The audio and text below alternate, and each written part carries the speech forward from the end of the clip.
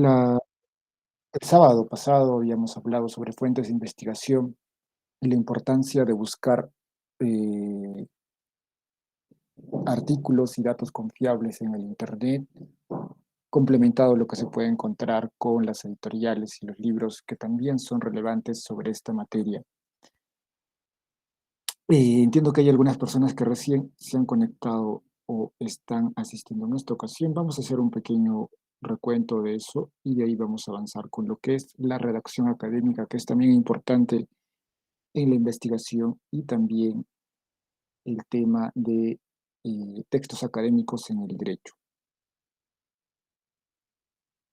Vamos a hacer una pequeña demostración reiterativa de lo que hemos dicho la semana pasada en unos breves minutos. Tenemos acá una ventana de Google. Vamos a entrar a Google, al Google que conocemos siempre.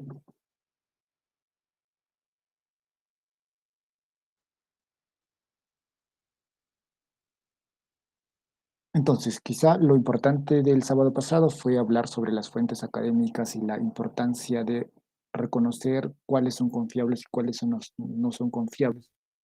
De hecho, que la información que se pueda brindar en portales como Wikipedia u otros similares no tienen ese grado de confiabilidad, debido a que no ha habido un conjunto de expertos que haya podido evaluar previamente el documento para que pueda ser publicado en este portal. Por otro lado, sí hay fuentes o repositorios que sí tienen el grado de confiabilidad en tanto ha habido una evaluación previa de ese documento para que pueda ser publicado. Y esos evaluadores son personas expertas en la materia que certifican que la información, la investigación vertida en ese documento es importante. Y a ese aspecto nos referimos a lo que se denominan las revistas indexadas y las bases de datos que están dentro que publican estas revistas, como es Cielo, Dialnet, Redalic, Scopus, que también podemos entrar en Scopus, y Google Académico, que es la base de datos que engloba las demás de forma amplia, ¿no? Si buscamos en Google Académico, es seguro que vamos a encontrar información que también puede estar dentro de Cielo, Redalic, Dialnet, entre otros. Entonces, por ejemplo, podemos entrar a Google Académico.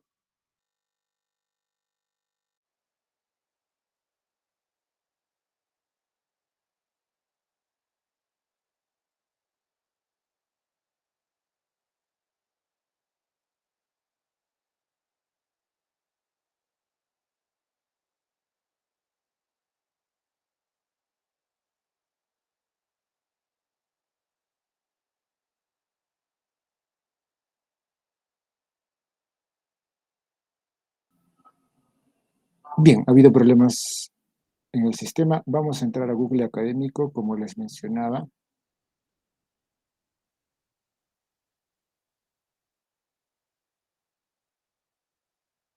Bien, tenemos aquí la ventana que nos da la opción de poner esta palabra Google Académico, que es un buscador que se conecta con las demás bases de datos, como les indicaba. Y tenemos la primera opción que dice Google Académico, también denominado Google Scholar. Y aquí podemos acceder. Y también sale un buscador similar al de Google, pero aquí dice claramente, ¿no? Google Académico. No solamente se conecta con estas bases de datos que he mencionado, también con repositorios de universidades públicas y privadas que suelen remitir sus documentos también en la página web de sus portales. Podemos poner la palabra, por ejemplo, derecho constitucional. Tenemos acá los siguientes resultados. Nos dice primero un libro de derecho constitucional publicado en estudio sola.com. Después tenemos la biblioteca de una institución de Ecuador, otro libro publicado en el portal academia.edu. Y después tenemos curso de Derecho Constitucional publicado en marcialpons.es, esto es de España. y libros en general, ¿no? Y acá tenemos un libro de Conrad Hesse, Escritos de Derecho Constitucional. Y así podemos navegar en este buscador donde vamos a encontrar información. Y otro libro de Hackanson Nieto, Curso de Derecho Constitucional 2020, Derecho Constitucional Comparado, entre otros autores. Ahora ya depende de nosotros si queremos distinguir si esta información está vinculada al problema que nosotros estamos planteando. No toda la información va a ser útil, obviamente. Hay algunos que tienen más proximidad al problema, otros que no. Y la otra forma era entrar directamente ya a los repositorios que hemos dicho, y uno de ellos era precisamente Cielo, que es la Scientific Electronic Library Online, donde podemos buscar también información, por ejemplo, derecho genético.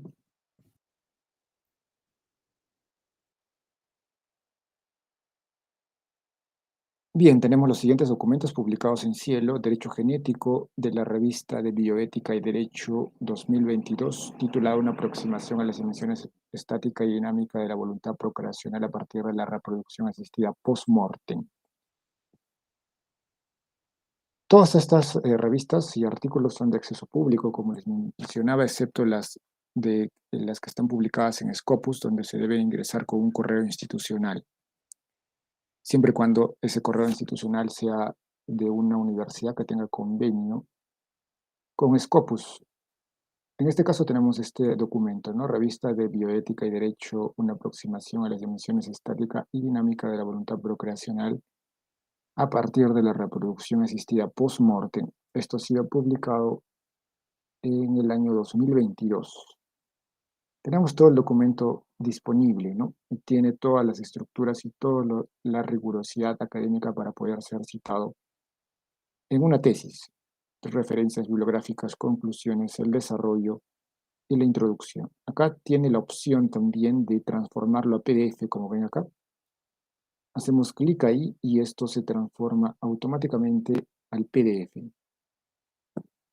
Y esto es de la Universidad de Barcelona, de la revista de Bioética y Derecho. Tenemos acá el PDF y lo podemos descargar.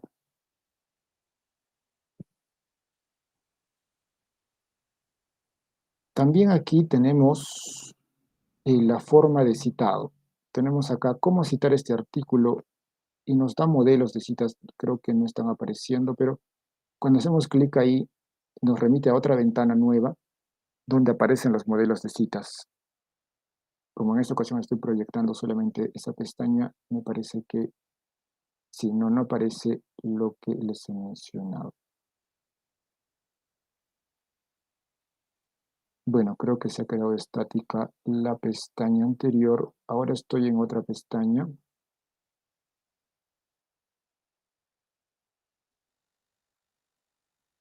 Vamos a ir a esa pestaña porque se ha quedado estática la anterior.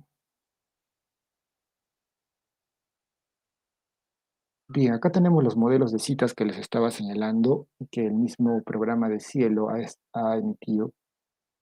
Y bota tipos de citas ya elaboradas, como el modelo ISO 690, el modelo AEBNT y el modelo APA y el Vancouver.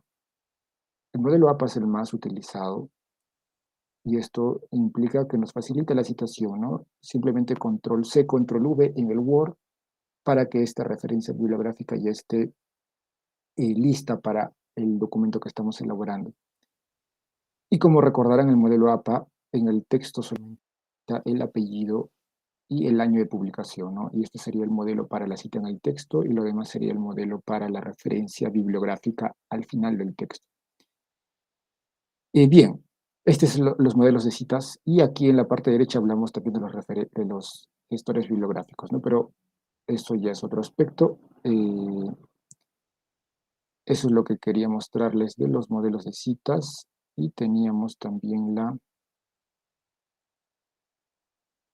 perdón, a ver, la revista. Estaba proyectando la revista, pero se aperturó otra ventana y creo que ya no han podido visualizarlo.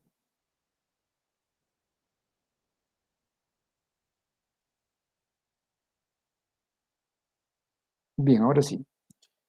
Cuando hice clic en el buscador de Cielo a la revista o el título que estaba diciendo, apareció esta nueva ventana. Y en esta nueva ventana, como les decía, encontramos el artículo completo. Dice Revista de Bioética y Derecho. Esto fue publicado en el 2022 por la Universidad de Barcelona y tiene todo el contenido, resumen, abstract, introducción, voluntad como elemento determinante de la afiliación.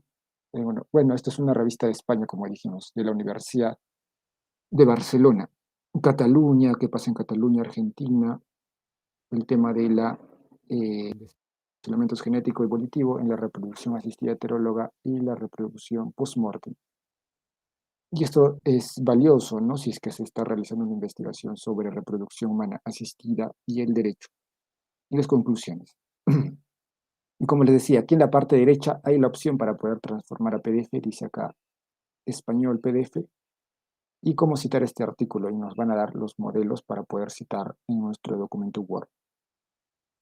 Esta es una revista indexada que está en la base de datos Cielo.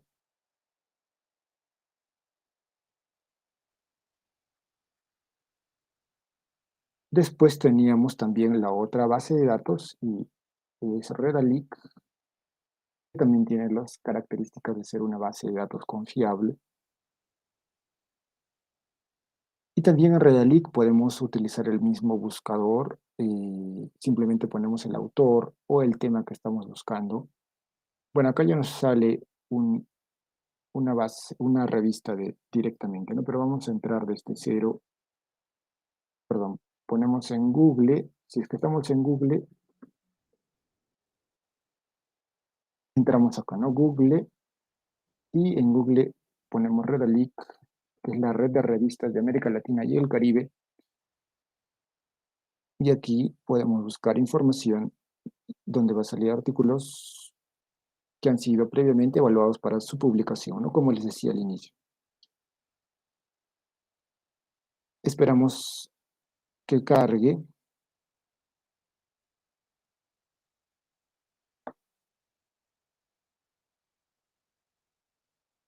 Y la otra base de datos que habíamos dicho era Dialnet y Scopus. De hecho, que hay más bases de datos, pero al menos desde un punto de vista del derecho son las conocidas.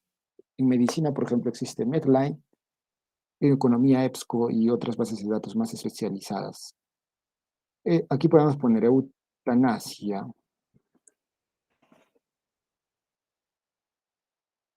y nos sale la lista de artículos. Es un buscador bastante sencillo también. Tenemos un artículo acá sobre la eutanasia de Vivat Academia del 2005. Acá tenemos el PDF para descargar. La pendiente resbaladiza en la eutanasia en Holanda, cuadernos de bioética, publicado en el año 2007. Revista Cubana de Salud Pública del año 2015, otro artículo, Revista Cubana de Salud Pública también, entre otros artículos que puedan ser útiles. Y hay un buscador que les había mencionado que no pudimos analizarlo en totalidad porque en ese momento se había colgado el sistema, que es RENATI, ¿no? El Registro Nacional de Trabajos de Investigación. Vamos a entrar en ese buscador y con eso concluimos para ya continuar con lo que tenemos preparado. Estamos esperando. Acá tenemos el RENATI, el Registro Nacional de Trabajos de Investigación que lo administra la SUNEDU, donde por disposición legal las universidades públicas y privadas del Perú publican sus tesis,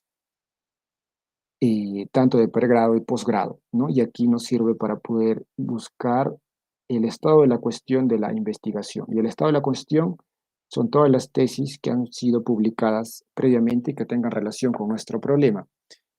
Y siempre en una investigación se plantea esto, ¿no? ¿Qué investigaciones previas existen para que se pueda distinguir mi problema como novedoso frente a las anteriores?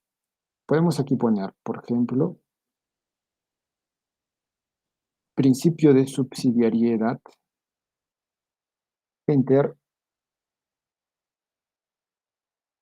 Bueno, la semana pasada, el sábado, hubo problemas aquí en el buscador, espero que pueda funcionar bien. Sí, Ya encontró los resultados. Bueno, he puesto la palabra principio de subsidiariedad. Ustedes pueden poner la palabra que vean conveniente o el autor de la tesis. Y tenemos acá los resultados, ¿no? Principio de subsidiariedad vinculado al tema de la Constitución Económica, ¿no? Que está en el artículo 60, que el Estado solamente debe intervenir en la actividad empresarial bajo criterios de subsidiariedad. Y acá hay tesis, ¿no? Hay una tesis de la Universidad de Piura que habla del principio de subsidiariedad económica en el Perú, una tesis de la Universidad Católica de San Pablo, otra tesis del principio de subsidiariedad en las actividades prestadas en las municipalidades, de la PUC y otras tesis, ¿no? Como ven, hay tesis de doctorado, de maestría, de pregrado y pueden ser útiles para la investigación. Y otras, no hay bastantes tesis aquí que podemos escoger relacionadas al principio de subsidiariedad. Y esto, como les decía, sirve para elaborar el estado de la cuestión de la investigación. Bien, ahora sí vamos a continuar en lo que nos hemos quedado y vamos a empezar con lo que son textos académicos en el derecho. De hecho, si tienen preguntas, intervenciones, pueden escribir en el chat o levantar la mano para poder conversar sobre sus dudas. Tenemos aquí la diapositiva. Sí, Alberto, escuchamos.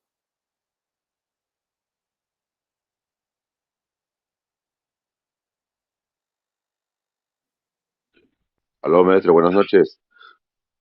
Sí, adelante. Maestro, así como ha hecho una recapitulación interesante de la clase anterior, ¿podría incluir también lo que tocó la clase anterior brevemente, una recapitulación de Sotero, por favor? Claro, O breves claro, minutos.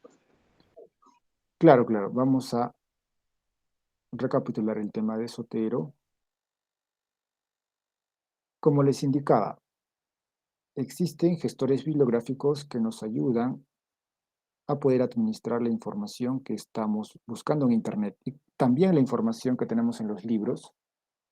De hecho, que Sotero no solamente se vincula a lo del Internet. Claro, la facilidad ahí está que lo del Internet lo puedes cargar y guardar, ¿no? En sus archivos de Sotero, porque son documentos virtuales. Pero si hablamos de libros físicos, lo que ayuda a Sotero es que los datos bibliográficos del libro físico lo pueda almacenar. No va a guardar todo el libro físico, obviamente, tendríamos que escanearlo, pero los datos del libro físico sí lo va a almacenar. Sotero podemos descargarlo de Google, simplemente ponemos la palabra Sotero.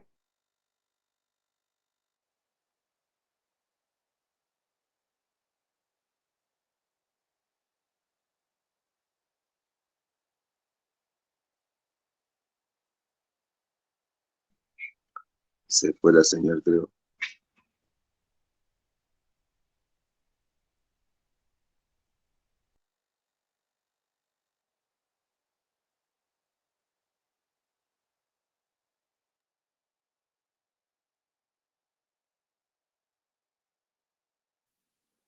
Bien, como les indicaba, en Google Académico o en Google simplemente escribimos la palabra Sotero para que pueda aparecernos los links. Bien, vemos ahí en pantalla el programa Sotero que he escrito en Google esta palabra y nos da la opción para poder descargar dos cosas. Tenemos aquí la palabra download, hacemos clic y tenemos que descargar tanto la extensión de Google Chrome, como ven en la derecha, dice Install Chrome Connector y el programa Sotero, que ya es uno que se va a descargar en nuestra computadora y también va a dar la opción al momento de descargarlo de vincularlo a Microsoft Word. Entonces descargamos ambos para que pueda el programa funcionar.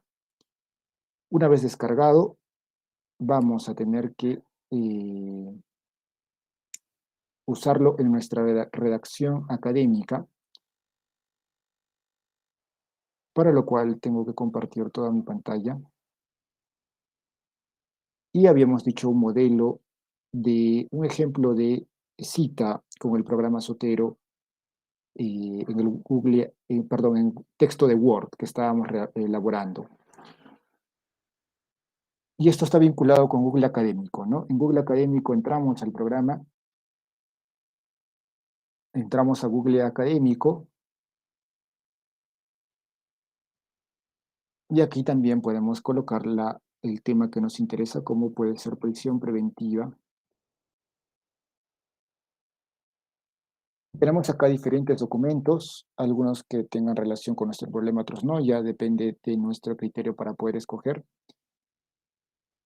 Como ven aquí, está vinculado a Cielo, por ejemplo, este documento, Cielo Brasil, la prisión preventiva, en plural, de la revista Derecho y Praxis, dice aquí, ¿no? En portugués. Acá tenemos una extensión de Google Chrome. Cuando han descargado Zotero, les va a aparecer en la parte derecha de Google este icono que dice acá, Say to Zotero Google Scholar, ¿no? Entonces podemos hacer clic aquí, pero previamente tenemos que tener el programa aperturado. Como ven aquí en mi pantalla, Zotero cuando se descarga en mi ventana, en mi escritorio, aparece este icono de una Z y tengo que tener el programa aperturado. Vamos a esperar.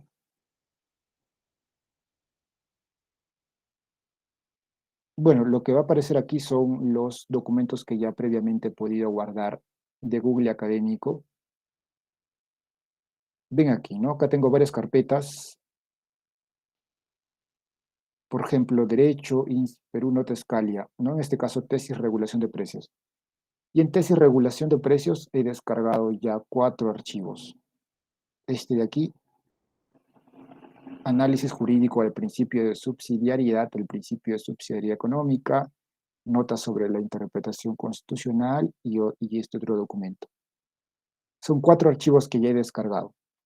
No solamente están los datos, también puedo acceder al PDF, como acá hay un clic y me da la opción de acceder al PDF. Entonces, se han descargado los datos, obviamente, y también existe el PDF. En este caso, he descargado una tesis y ese es el PDF que puedo leer, ¿no? Inclusive puedo resaltarlo si es que lo estoy leyendo. Acá me da la opción de elegir, ¿no? Un resaltador, el color, para poder, si yo estoy leyendo, ¿no? Puedo identificar algo importante y lo puedo resaltar. Y por otro lado, acá están los datos que les mencionaba, que nos da la facilidad para ya después vincularlo con Microsoft Word. Volvemos al programa de Google Académico y aquí en la parte derecha, ya habiendo tenido el programa abierto de Zotero, hacemos clic en este icono que es la extensión de Google Chrome que he tenido que instalar y nos sale una ventana donde va a aparecer todas las listas, todos los títulos que están aquí, ¿no? Estos títulos grandes en azules, que son los archivos que sale de Google Académico, nos va a aparecer aquí. Y podemos escoger cuál nos interesa, ¿no? En este caso puedo decir que me interesa la prisión preventiva en plural. Le puedo hacer check y OK, y se va a guardar a una carpeta que yo elija. Acá, por ejemplo, puedo elegir, ¿no? ¿Qué carpeta escojo? Puede ser la misma de tesis, Nota Scalia, cualquiera, ¿no? Digamos acá, voy a guardarlo en Nota Scalia.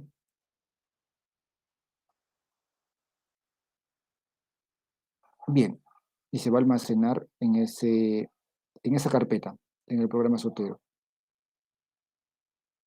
Bien, como ven acá, ya estoy en el programa Zotero y en la carpeta Nota Scalia aparece aquí preventiva en plural. Aquí está el documento. En la parte derecha pueden ver los datos bibliográficos, ¿no? El título, el autor, la publicación en qué revista, el volumen, la página, la fecha y la biblioteca. Ha salido esto de Google Scholar. Bueno, ya están los datos guardados en Zotero y cuando yo me dirijo a mi documento en Word, que yo esté redactando, recordarán que aparece una pestaña en la parte superior y en base a esa pestaña me va a remitir, ¿no?, a lo que he podido descargar en el programa Zotero, a las carpetas, y voy a escoger la que he descargado, que es prisión preventiva en plural, ¿no? Esa carpeta es ese documento es el que he descargado ahora mismo. A ver, vamos a esperar que cargue.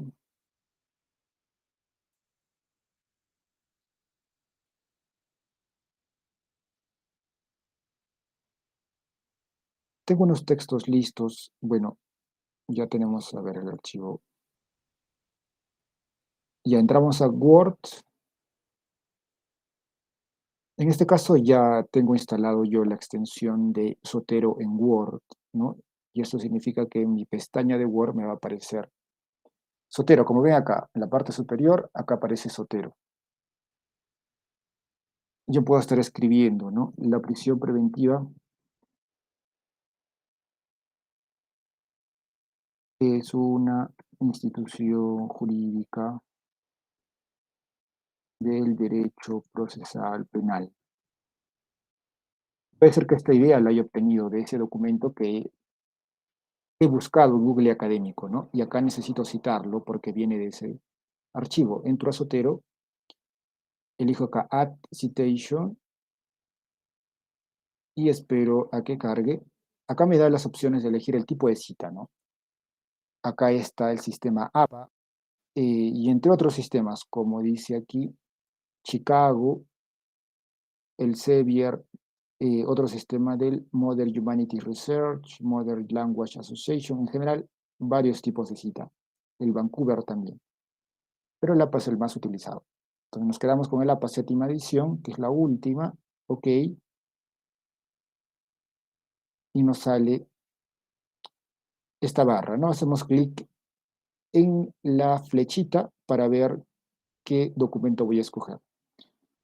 En Nota Scalia recordarán que hemos descargado el archivo La prisión preventiva en plural, ¿no? Aquí está, la prisión preventiva en plural.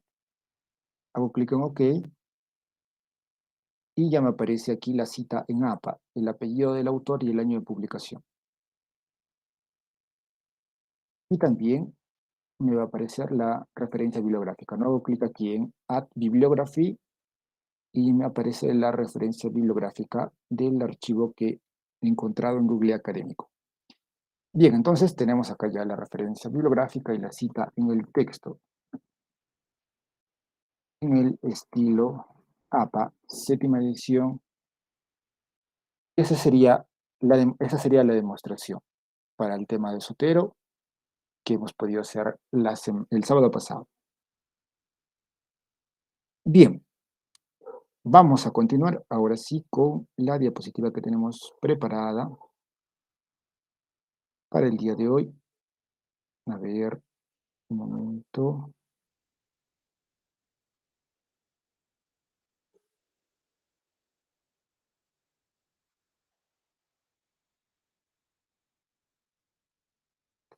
Bueno, también para adelantarles que existe otro programa ya basado en el tema de la redacción que verifica el tema ortográfico, el parafraseo. Es un programa llamado Language Tool, que también lo vamos a ver en otra sesión, ahora quizá no, que también podemos acceder. Hay una versión gratuita que nos ayuda a corregir los errores ortográficos o inclusive a realizar parafraseo. Y existe una versión pagada del Language Tool que puede, bueno, hacer más actividades, ¿no? Inclusive corregir la redacción, el estilo de la redacción, la redundancia, entre otros aspectos. Entonces, eso también va a ser importante el programa del Language Tool. Bueno, no encuentro el archivo, al menos desde lo que deseo. Bueno, vamos a compartir toda la pantalla. Tenemos aquí ya la diapositiva que hemos preparado, identificación de textos académicos en derecho, en el cual vamos a poder discernir qué es una tesis, qué es una tesina, qué es una monografía, que es un ensayo académico, ¿no? Para poder ver que la tesis tiene determinadas características y no es lo mismo decir, ¿no? Tesis o ensayo, tesis o monografía, porque se refieren a diferentes aspectos. En primer lugar, para diferenciar los textos académicos, nos vamos a basar en el objetivo de cada texto y el método de investigación que utiliza. Hay algunos textos que tienen un objetivo solamente descriptivo, otros textos que tienen un objetivo más de criticar o de resolver un problema. Y algunos utilizan método, otros no utilizan método.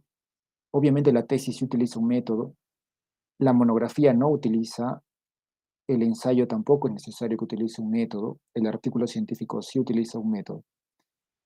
En primer lugar, la monografía es un texto descriptivo, básicamente no tiene la esencia de plantear un problema, y esta descripción se hace en base a un tema determinado. Si bien es cierto, es netamente descriptivo, pero es necesario que también existan fuentes de información, que se hable de un breve diseño o esquema, que existe un orden de ideas, pero como les recalcaba, no, su vocación no es resolver un problema en concreto, sino básicamente enfocándose a describir un tema, no plantear un problema, no aportar académicamente algo importante, sino describir un tema, que puede ser un trabajo que pueda pedirse en el desarrollo de la universidad, ¿no? En algún curso que pueda pedir el docente un trabajo sobre un tema en específico, y ese trabajo no siempre va a conllevar a una pregunta, ¿no?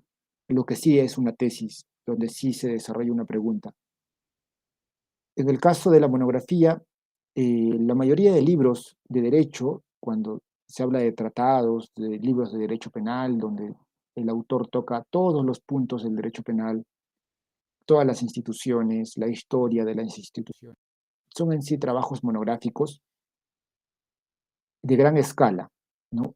En esos libros no se plantea un problema en específico, no se plantea una hipótesis, son trabajos monográficos, ¿no? Esos tratados de derecho penal o libros de derecho penal o manuales, eh, por esas características que no tiene un enfoque de problema para desarrollar.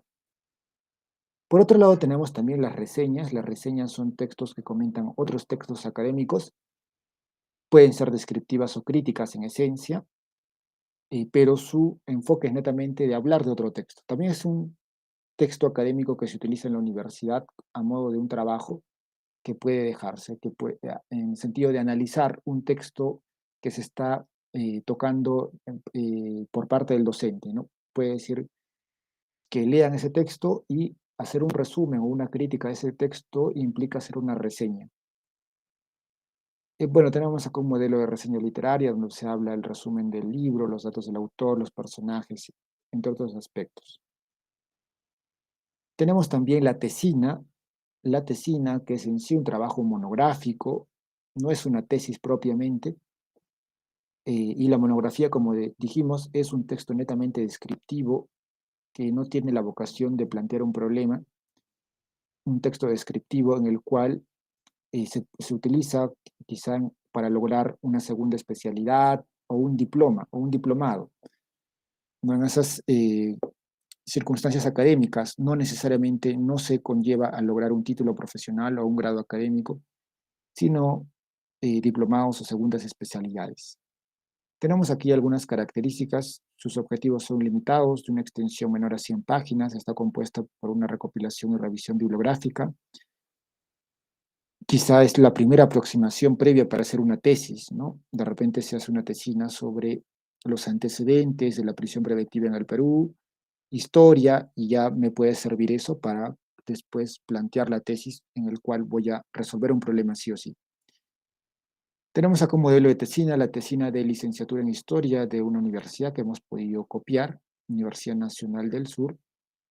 Esto es de otro país. Tenemos después también la memoria o el informe, que también puede ser utilizado como trabajo académico en la universidad, donde se responden preguntas concretas que el docente haya podido plantear sobre algún tema que está desarrollando en base al sílabos, y ya no tiene una vocación amplia, ¿no? Se restringe a contestar preguntas materia de la clase. Y el ensayo más que todo es un texto en el cual predomina la posición del autor, no es necesario que utilice un método. Eh, Aquí el autor tiene el dominio del estilo de la redacción, ¿no? A diferencia de la tesis, donde sí es necesario utilizar un método, es necesario plantear un problema, en el ensayo no. Es un comentario y crítica libre de una persona en relación a un tema. Inclusive no se necesita aquí utilizar referencias bibliográficas, pueden ser juicios netamente valorativos, eh, y esto también puede ser útil, ¿no? Para una tesis si es que el ensayo lo está haciendo una persona que es muy capacitada en esa rama del derecho, ¿no? Y está criticando y son argumentos bien elaborados, bien convencidos.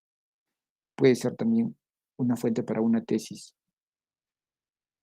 Tenemos aquí un modelo de publicación de ensayo que se da en la Revista Peruana de Derecho Público.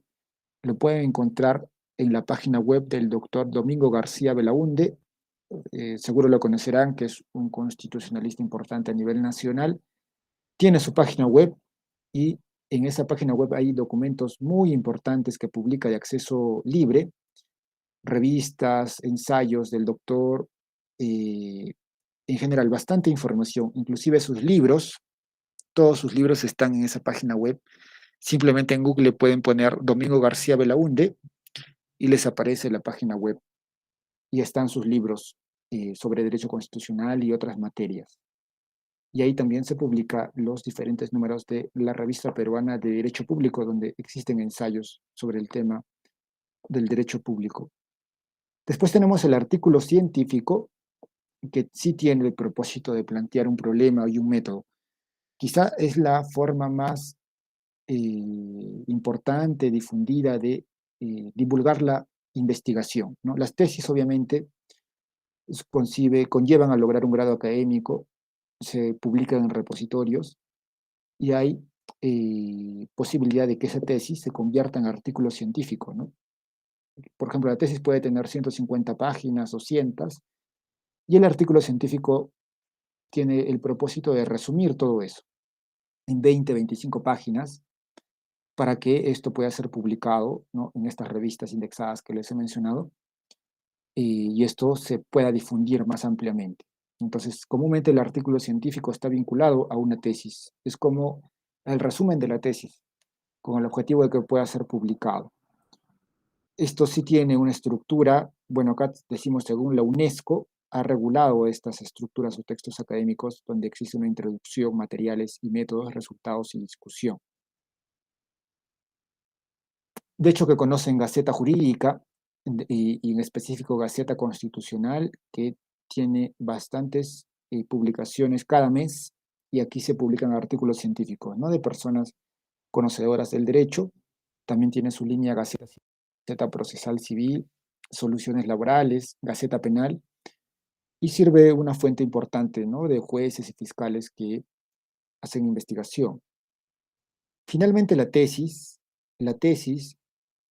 que es un trabajo académico que conlleva a un título profesional o un grado académico, del cual tiene una estructura. No existe aquí una libertad del autor de poder narrar o criticar sin necesidad de citar referencias bibliográficas. Es necesario tener un marco de citas.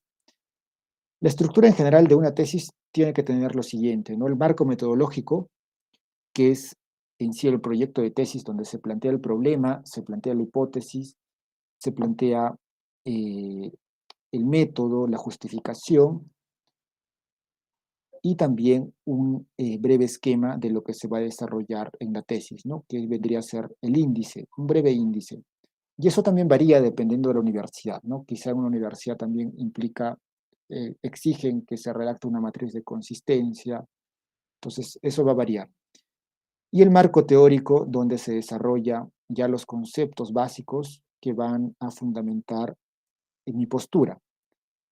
El análisis del problema o contrastación de la hipótesis es donde ya resuelvo el problema planteado desde mi punto de vista y aquí tengo que exponer fundamentos. Después tenemos las conclusiones y las referencias bibliográficas. De hecho que si vemos una tesis, no todos van a tener estos títulos, ¿no? Vamos a encontrar tesis donde los títulos sean distintos, pero si leemos en el fondo, comúnmente los primeros capítulos son parte del marco teórico, el último, penúltimo capítulo van a tratar sobre el análisis del problema. Y es eso que en el fondo, de forma implícita, sigue esta estructura. Hay algunos que ponen el marco metodológico al inicio, otros que lo ponen como anexo de la tesis. Eso también varía, ¿no? Pero de hecho que tiene que haber ese marco metodológico para poder desarrollar la tesis. Y las tesis las encontramos en los repositorios de las universidades y todos estos repositorios están conectados con el RENATI, que es el Registro Nacional de Trabajos de Investigación, que hemos podido analizar hace unos minutos, que nos sirven para poder hallar el estado de la cuestión de la investigación. Y esto nos sirve para que nuestro problema tenga un enfoque novedoso, ¿no? Puede ser que nuestro problema lo haya tratado otra persona y sea igualito, de forma involuntaria, no estamos plagiando, ¿no? Pero si queremos que nuestro problema sea original, debemos de cuidarnos de que no sea, que no haya sido resuelto por otro investigador antes. Entonces también sirve eso para poder enfocar el problema de forma novedosa, original, que es también una característica que buscamos. Bien, ¿hay alguna pregunta sobre este punto? Si me permite, maestro, Sí, adelante. ya, usted señalaba que a veces hay tesis que uno está trabajando y coincide con una que ya está trabajando cuando usted dice respecto al estado de la cuestión, pero eh, puede haber incluso el mismo título, pero puede variar en el planteamiento o la forma de encararlo, el estilo, el marco teórico, los libros que he utilizado, no necesariamente coincidir, incluso las conclusiones pueden ser las mismas, pero abiertamente se podría notar que el recorrido que ha hecho cada autor es totalmente sui generis, ¿no? En esa línea yo le planteo una duda en cuanto a, por ejemplo, se habla mucho de Miguel Rale, que usted citó en la primera reunión que le escuché, con su teoría trivial del derecho. En el Perú también estaba trabajando un joven novato de entonces, padre de derecho de personas, Fernández Arego, que también ha trabajado la teoría trivial del derecho, solo que él lo publicó pues a nivel de bachillerato y lo dejó como tesis en su estante, y Miguel Rale le dio pues un giro internacional, pero ambos tienen la misma propuesta, la teoría tridimensional del derecho. Por puesta en mano, uno salió a la palestra, el otro muchos años después se dio a conocer. Entonces pueden coincidir, maestro, pero quizás la novedad estaría en que cada uno tiene su propio tratamiento, su propia performance, por más que pueden coincidir en el título, porque ese título que le digo son títulos exactos, ¿no? Teoría tridimensional del derecho por un peruano y un brasileño. Su aporte, maestro, por favor. Sí, sí es cierto lo que nos menciona Alberto, el tema de Tarego, su tesis de pregrado, que habló también sobre estos aspectos. Aquí hablamos ya de unas coincidencias, ¿no? No ha habido una voluntad de plagio de todas formas y como dice Alberto, de hecho que hay diferentes fundamentos para llegar a esta conclusión de que el derecho está compuesto por hecho, valor y norma. Entonces, ya lo grave sería obviamente el plagio, donde se verifica que los fundamentos son iguales, son similares. Eh, Ahora que tenemos, al menos en el Perú, este sistema del RENATI, ¿qué pasaría, no? Si es que alguien plantea un problema y llega a las mismas conclusiones que otro tesista en otra universidad de otro departamento y el jurado conoce esa tesis, puede dar la impresión, ¿no? De que se ha plagiado. Y ahora que existe el programa de Turnitin, quizá en la época anterior de Fernández Cesarego no existía el programa de Turnitin. Eh, no estoy diciendo que se haya plagiado en ese momento, pero ahora sí hay diferentes filtros para poder evitar esta circunstancia, ¿no? Y ya es deber también nuestro de analizar los antecedentes, el estado de la cuestión en el RENATI para cuidarnos de que el problema no haya sido resuelto anteriormente. Y si ha sido resuelto, como se menciona por Alberto, que le podamos dar un enfoque distinto, ¿no? Puede ser un enfoque histórico, hablar también del problema, puede ser, ¿no?, la vacancia presidencial en la Constitución de 1920, ¿no? Y sería distinto al que alguien que ha hablado de la vacancia presidencial del expresidente Martín Vizcarra, ¿no? Entonces, si alguien ya habló de la vacancia presidencial, de hecho que deben haber tesis sobre eso, pero si yo le quiero dar el enfoque histórico, puedo analizar la vacancia presidencial en el año 1920, según la constitución de esa época, y también sería una investigación importante. Bien, tenemos acá la otra temática, que es la redacción académica, que es otro aspecto. Para mí, el 60% de la calidad de una investigación está vinculada a la redacción académica. Quizá las fuentes son importantes, las citas que hagamos de las fuentes también son importantes, pero el orden de las ideas, la claridad de las ideas, la pertinencia de las ideas van a tener un peso más relevante que cualquier otra cosa, ¿no? Como les decía, el 60% de la calidad de una investigación está vinculada a la redacción académica, en tanto es precisamente el contenido, ¿no?, de la tesis o el contenido del artículo científico que va a brillar, ¿no? Lo demás son estructuras, formas, que también tienen su porcentaje que le dan calidad, pero el contenido es lo más relevante que finalmente va a impactar o no impactar en nuestra investigación. Y la redacción académica está vinculado a conocer las estructuras que tienen los textos académicos, como les mencionaba al inicio. Hemos visto las diferencias entre monografía, ensayo, tesina. Cada uno tiene una estructura y un objetivo especial, pero dentro del desarrollo de cada uno de estos textos, también es importante que el autor le dé una estructura previa antes de redactar. Cuando hablamos de cartas, de demandas que ya conocemos, tienen una estructura, ¿no? Una carta tiene una forma de empezar, como a quién va dirigida la carta, la dirección de la persona, un saludo, el contenido y la despedida. Igualmente una demanda, ¿no? ¿Quién va dirigido? Los datos del demandante, los datos del demandado, entre otros aspectos. Pero también los textos académicos, a pesar de que cuando leemos un libro o una tesis, vemos párrafos seguidos de otros párrafos y da la impresión de que no hay una estructura de por medio, de que la persona que ha estado redactando ha empezado en el párrafo de la página 5 y después de una hora ha acabado en el párrafo de la página 10. Y no ha habido una estructura, una planificación previa. Da la impresión de que sea así, pero no es así, ¿no? Si hablamos de que esos párrafos tienen una argumentación adecuada, un enfoque adecuado, tiene que haber el autor previamente planificado su redacción en esquemas para poder después escribir. Y eso es lo que digo, ¿no? Organizar antes de escribir permite al autor dominar el texto. Organizar, ¿no? Como digo acá. Organizar antes de escribir permite expresar las ideas adecuadamente. Tenemos aquí un ciclo para la etapa de redacción. En primer lugar, la planificación de las ideas en estructuras jerarquizadas de ideas. Vamos a ver unos modelos de esquemas. Después ya la redacción propiamente dicha de mi estructura de ideas y finalmente la revisión.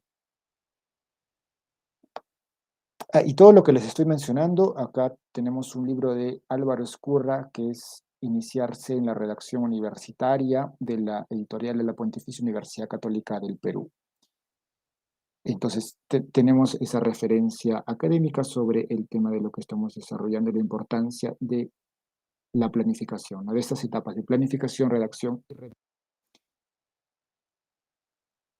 Tenemos acá un texto académico, un párrafo sencillo en el cual da la impresión de que está bien redactado, pero si leemos la primera oración y la segunda oración, se refieren a lo mismo. Ambas oraciones hablan de que, según la postura del Tribunal Constitucional en una sentencia reciente, se ha mencionado que los actos políticos del Congreso no son objeto de control constitucional. Tanto la primera idea como la segunda dicen lo mismo, pero en otras palabras, ya que está cayendo en redundancia, ¿no? Si un texto, una tesis, se planifica de esta forma, mencionando las mismas ideas, pero con otras palabras, y al final no da respuesta al problema, entonces la tesis no va a tener calidad, ¿no? Porque lo importante de la tesis es que se exprese, ¿no? La solución novedosa que una persona le da a ese problema. Entonces aquí tenemos una redacción inadecuada sobre si existe o no la necesidad de efectuar control constitucional sobre los actos políticos del Congreso. Entonces, los criterios para estructurar un texto, en primer lugar, es elegir el propósito de lo que voy a redactar, ¿no? Quizá estoy en mi capítulo 2 hablando sobre la prisión preventiva en el Código Procesal Penal.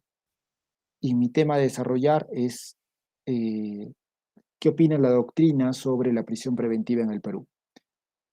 Ese es mi tema, ¿no? Entonces ya tengo un tema y ese es el propósito que voy a redactar, el tema que voy a desarrollar.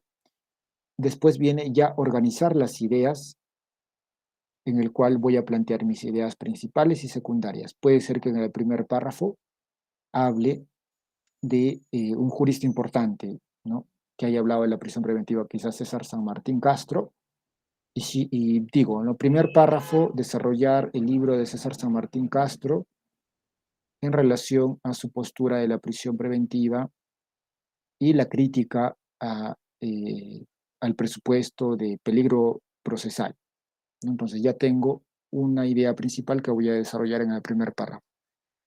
Y de ahí puedo plantear como ideas complementarias, citar el libro tal de César San Martín, citar el libro tal publicado hace 10 años de César San Martín, y ahí tengo una estructura, ¿no? De mi primer párrafo de qué va a tratar. Y de ahí puedo empezar con mi segundo párrafo organizando, ¿no? qué otro jurista voy a desarrollar. Esto es organizar las ideas, darle una estructura jerarquizada en ideas claves, principales y secundarias antes de redactar. Después tenemos la pertinencia de las ideas, es decir, que todas mis ideas que estoy escogiendo estén relacionadas al tema, a ese tema que he dicho, ¿no? En este caso, la prisión preventiva según la doctrina en el Perú. Entonces, en esta parte de mi tesis no voy a hablar del delito de lavado de activos y Alejandro Toledo, ¿no? Sería una idea impertinente dentro de mi esquema de la tesis. Si estoy hablando de la prisión preventiva y la doctrina en el Perú, entonces voy a hablar todavía de doctrina y no voy a inmiscuirme y criticar a, a la forma de actuar del fiscal en el caso de Alejandro Toledo, ¿no? Eso ya puede ser una parte eh, posterior en otro capítulo, ¿no? Entonces, la estructura de ese capítulo va relacionado también a que mis ideas sean coherentes con el tema que estoy desarrollando y que no me extienda más allá de lo necesario y que tampoco caiga en redundancia, ¿no? Que no diga lo mismo. Eso también es importante. Planificar, ¿no? Realizar un esquema antes de escribir implica dibujar, es decir, hacer un diagrama, una lista numérica de ideas que conforman el discurso para que éstas tengan una jerarquía y después pueda proceder a la redacción. Tenemos aquí dos modelos de esquemas. Un esquema numérico, donde simplemente en base a números establezco mis ideas principales y los números posteriores o 3.1, 3.2, ¿no? Que tienen números un poco más complementarios a los otros, son mis ideas complementarias. Puede ser que esta idea, la primera la desarrolle en el primer párrafo, esta dos la desarrolle en el segundo párrafo y en el tercer párrafo hable de esta idea principal y con dos ideas complementarias adicionales. Y también existe este otro esquema, que es un esquema más didáctico de diagrama de llaves, donde aparte de poner la idea, la encierro en un círculo y si hay una idea complementaria adicional, pongo una flecha y pongo la otra idea. Y aquí inclusive preciso en qué párrafo voy a desarrollar esa idea. Por ejemplo, en este caso digo, voy a presentar el problema y la solución a ese problema en el párrafo primero, y después voy a hablar ya de la solución partiendo de la pregunta si todos los quechohablantes tienen la misma actitud hacia el castellano. Y esto lo voy a desarrollar en base a la edad, el sexo, si saben castellano. Y esto va a estar dentro del párrafo segundo. Y en el párrafo tercero voy a hablar sobre si saben castellano, habrán quienes solamente saben castellano, hablan otros que saben castellano y quechua, y aquí lo voy ordenando. En el tercer párrafo ya voy a hablar de este punto y en el cuarto párrafo del otro punto. Y ya tenemos un mapa de redacción, ¿no? Y esto nos va a dar seguridad de que cuando voy a escribir, mis ideas van a estar ordenadas y la persona que me va a leer va a entender hacia dónde quiero concluir, ¿no? ¿Cuál va a ser mi respuesta, mi solución? Y este párrafo desencadena este texto, como ven acá. Aparentemente son párrafos sin una previa planificación, pero si lo leemos, está de acuerdo a este esquema de ideas. Acá en el primer párrafo se presenta el problema y la solución. Dice, actualmente en el Perú la situación de los hablantes de lenguas vernáculas y por extensión de sus respectivas lenguas es lamentable. Sus lenguas son marginadas en casi todos los aspectos de la vida pública y en el imaginario de todos los peruanos ellos son tachados de ignorantes y sumisos. Ese es el problema. Y como ven en el esquema previo, el autor había dicho, voy a hablar en el primer párrafo del problema. ¿Cuál es el problema? Que los hablantes de lenguas vernaculares son marginados. Y también voy a plantear mi solución. Y aquí en la siguiente oración dice, ¿no? Ante esta realidad, no es sorprendente que los quechohablantes vean en el aprendizaje del castellano una solución a esta problemática. Entonces está siguiendo el esquema. Y este párrafo primero tiene un propósito claro de redacción y lo vamos a entender, ¿no? No va a haber aquí una confusión, ambigüedad sobre lo que quiere llegar el autor. En los siguientes párrafos ya son argumentos, argumentos, argumentos, siguiendo el esquema previo que ha desarrollado. Entonces, para hacer un esquema, lo recomendable es eso, ¿no? Desarrollar las ideas, darle una jerarquía de ideas principales y secundarias, y esto implica prever el orden de la exposición de mis ideas.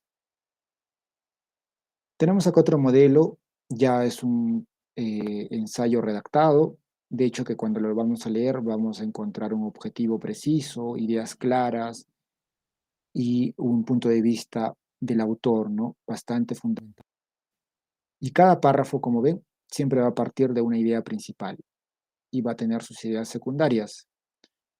Como este esquema, ¿no? Siempre va a haber una idea principal o temática que puede estar al inicio del párrafo o al final y sus ideas secundarias y esto todo unido, conjugado con marcadores textuales que nos da la oportunidad de organizar las ideas y que no solamente un párrafo sea una sola oración, que eso sí también no sería recomendable. Un párrafo de una sola oración implicaría, ¿no? Que esta oración esté cargada de subordinantes que al final no van a desencadenar en nada, ¿no? Un párrafo debe tener varias oraciones, que esto implica ideas principales y secundarias ordenadas cada una de estas con marcadores textuales, ¿no? Como en primer lugar, en segundo lugar, o los marcadores que ustedes deseen, ¿no? Asimismo, además, por otro lado, en general, ¿no? Que nos ayudan a poder organizar nuestro esquema. Bien, estos modelos, tanto este como los diagramas de ideas, como les dije, lo hemos obtenido de este libro de Álvaro Escurra, Iniciarse en la redacción universitaria, de la editorial de la Pontificia Universidad Católica del Perú. Quizá los abogados más nos centramos en la redacción de demandas, redacción de escritos judiciales que tienen su estructura aparte, ¿no? Pero descuidamos la redacción académica, que es importantísima para poder redactar una tesis adecuadamente, ¿no? Y no solamente tesis, sino quizá artículos científicos que queremos publicar, ¿no? Y ahí eh, saber redactar una demanda no va a ser tan útil. Tenemos que aprender, ¿no? A redactar y a esquematizar ideas para que nuestros textos tengan un fin adecuado y puedan entendernos las personas que nos leen. Bien, esta es la última parte. Quizá hay algunas dudas sobre lo que hemos podido hablar. De hecho, que también vamos a poder pasarlo al WhatsApp para que puedan tener estas diapositivas. Y la grabación del sábado pasado sí también lo tenemos listo y también lo vamos a tener habilitado en el WhatsApp. Bien, preguntas entonces. Eso sería todo por ahora. Nos estaríamos viendo el... Maestro, ¿me permite? Sí, adelante. Ya, en el ejemplo que usted dio de la prisión preventiva, si bien es cierto, no se advirtió un ejemplo concreto, sino abstracto, genérico, así como ha hecho del quechua, que era un ejemplo concreto, y del tema islámico también ejemplo concreto.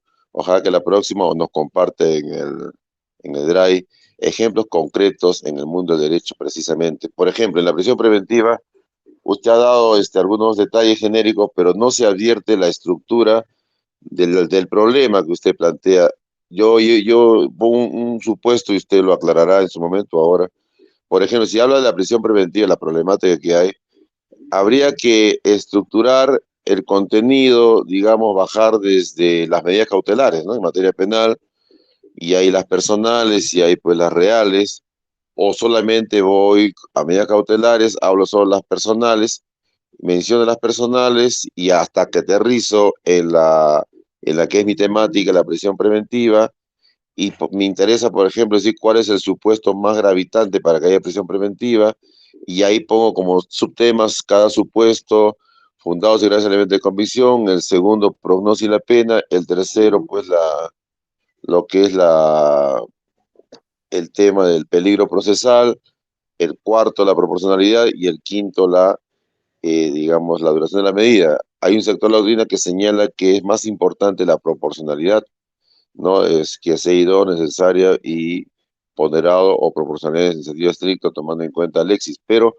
también hay quienes señalan que lo más importante es el peligro procesal. Y en esa línea uno ya se va ubicando dónde quiere profundizar. Que si voy al peligro procesal, también hay quienes dicen que debe cumplirse los dos, fuga y obstaculización a la investigación. Otros basta con uno de los dos, que es la que está vigente ahora. Entonces me gustaría que visualizar, me alegra su didáctica, pero me gustaría que sea muy preciso, un ejemplo concreto, paso a paso, cómo se arma la estructura de una tesis en cuanto a su contenido, y después ahí a ese esqueleto dándole el sustento debido, con el respeto que se merece el maestro. Usted tiene joven, pero tiene experiencia, por eso yo me acogí como su alumno y soy su discípulo maestro. La próxima, quizás paso a paso, cómo se arma el esqueleto de una tesis. He intentado ponerlo el ejemplo con la prisión preventiva, ¿no? Lo más preciso, pero ya usted con su sabiduría lo aclarará hoy, la próxima quizás, o nos mandará a un ejemplo del paso a paso. Una vez que está armado bien la estructura, ya pues lo demás es trabajo fuerte, sudar la camiseta hasta armar la tesis. Su análisis, por favor, maestro, de esa idea. Sí, hemos hecho solamente una muestra de textos pequeños, ¿no? Hemos hablado que las lenguas vernaculares, de hecho que vamos a buscar tesis del Renati, donde nos van a dar el ejemplo de cómo se arma la estructura de la tesis. Lo importante aquí es cuando se estructuran los capítulos, que el desarrollo del el marco teórico no se escape del problema. Hay tesis que se explayan demasiado en la parte histórica cuando el problema no tiene que ver nada con la historia, ¿no? Si, digamos, estamos hablando en este mismo supuesto, ¿no? De la prisión preventiva, sería innecesario que en uno de los capítulos hable, bueno, si es que no es necesaria para la conclusión, hable de la historia del derecho penal en el Perú. Es un tema bastante lejano al problema planteado. Entonces, la estructura de la tesis, en la parte teórica, debe tener vinculación con el problema planteado, no ir más allá del problema planteado. Si mi problema es sobre prisión preventiva y una pregunta en específico que se está planteando ahí, y analizar la institución en la actualidad, entonces el marco teórico debe ir conforme a esas ideas. Vamos a buscar las tesis, vamos a hacer esa demostración también de armar la estructura y el esqueleto de la tesis con algunos ejemplos que vamos a diagramarlo para presentarlo en diapositivas. Pero en general esa sería la pauta, que los capítulos de la tesis no se sobrepasen más allá del problema, porque en tanto sería una tesis que su marco teórico tenga un 80% y el análisis del problema un 20%, ¿no? Entonces, sería una tesis abultada innecesariamente, ¿no? Lo importante es darle respuesta al problema, que el desarrollo y el análisis del problema sea la parte que brille más en la tesis y el marco teórico sea o el sustento, ¿no? Y no sea toda la tesis solo de marco teórico. Sería por ahí la pauta que yo puedo compartirles. Bien, vamos a compartir estos documentos Muchas y vamos gracias, a maestro. preparar también ese ejemplo que nos están pidiendo. Listo, eso sería todo por ahora. Gracias por su asistencia. Nos estamos viendo el sábado.